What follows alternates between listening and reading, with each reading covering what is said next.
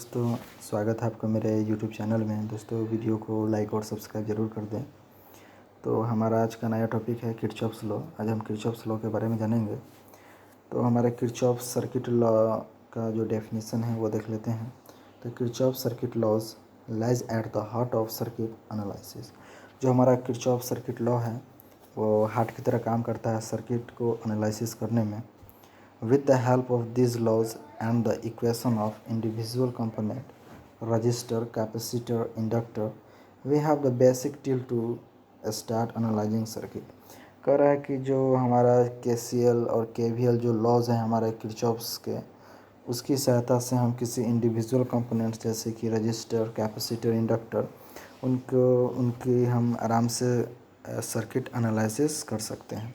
In this article we will discuss Kirchhoff's current and voltage law and how to employ them in a circuit analysis।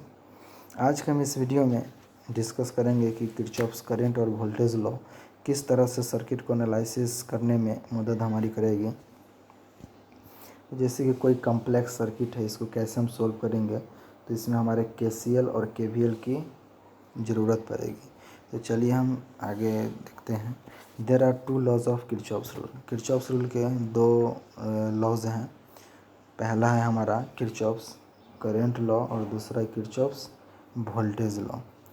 तो पहला हम देखते हैं Kirchhoff's current law के बारे में। तो KCL is also known as Kirchhoff's first law और junction rule.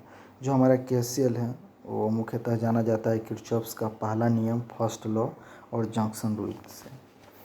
According to Kirchhoff's current law, Kirchhoff's law के अकॉर्डिंग कहता है यह कि the total current entering a junction और a node is equal to the charge leaving the node as no charge is lost.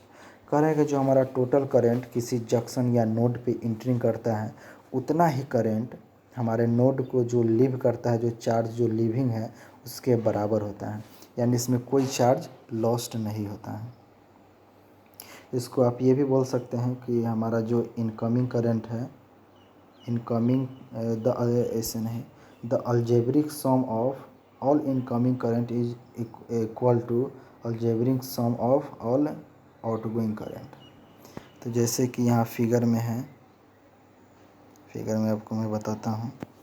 ये हमारा कोई एक नोड है, नोड पे हमारा बहुत से करंट आ रहे हैं।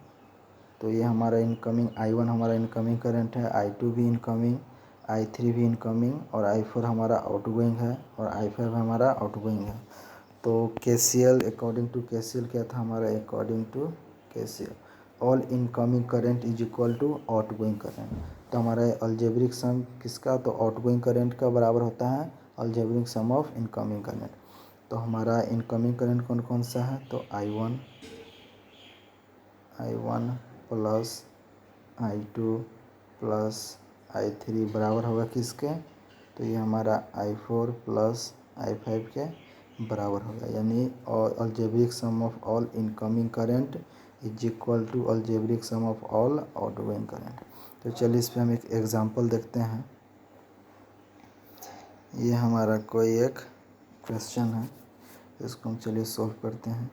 तो क्वेश्चन में है कि एक नोड है और यहाँ पे हमारा एक I2 करंट आ रहा है, एक 5 एम्पियर का करंट आउटगोइंग हो रहा है, ये 7 एम्पियर का करंट आउटगोइंग हो रहा है, 3 एम्पियर का करंट इनकमिंग है, 2 एम्पियर का करंट इनकमिंग। तो चलिए पहले हम एक नाम दे देते हैं। ये हमारा I1 हो जाएगा, ये हमारा I2 है, ये हमारा I3 हो जाएगा, ये हमारा I4 हो जाएगा, ये हमारा I5 है। तो डेफिनेशन में क्या था कि जो इनकमिंग करंट है, algebraic sum of incoming current is equal to algebraic sum of outgoing current. चलिए इसको मैं साफ़ कर लेता हूँ पहले। तो चलिए हम इसको सोल्व करते हैं। तो हमारा जो इनकमिंग करंट है कौन कौन सा है, तो ये है I2 है मेरा, उसके बाद में I2 I3 I4 हो गया मेरा इनकमिंग, और इनकमिंग हमारा I5 हो गया। तो इसको एक जगह लिख लेता हूँ, यानी I2 plus I4 plus I5 equal है किसके, तो आउटगोइंग कौन कौन है, तो ये हमारा I1 था प्लस, और ये कितना था मेरा I3 था। तो इसको हम सोल्व करेंगे तो I2 हमारा निकालना है, प्लस I4 कितना है मेरा 3 एम्पियर है, I5 कितना है 2 एम्पियर है, बराबर था कितना I1 प्लस I3। तो I1 हमारा कितना था 5 एम्पियर प्लस, और I3 कितना था 7 एम्पियर। तो I2 plus 5 ampere equals to 7 5 12। तो हमारा कितना आ गया, तो I2 प्लस 5 बराबर है कितने के 12 के। तो I2 हमारा कितना हो जाएगा 12 माइनस 5 यानी 7 एम्पियर।